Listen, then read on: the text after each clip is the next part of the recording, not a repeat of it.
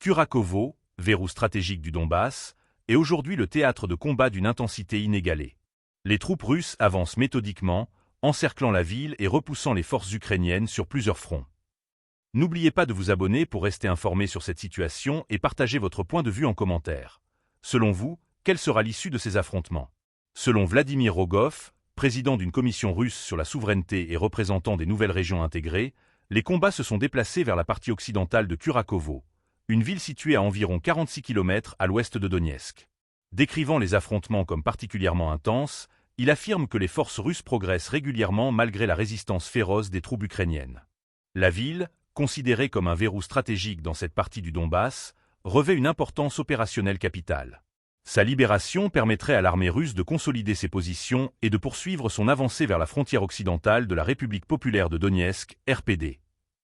Depuis la libération de Vuhledar, Kurakovo reste la plus grande localité de cette région encore tenue par Kiev, ce qui en fait un objectif clé dans l'offensive russe. Les troupes russes, qui ont déjà pris le contrôle de la partie orientale de la ville, encerclent Kurakovo depuis le sud et l'ouest.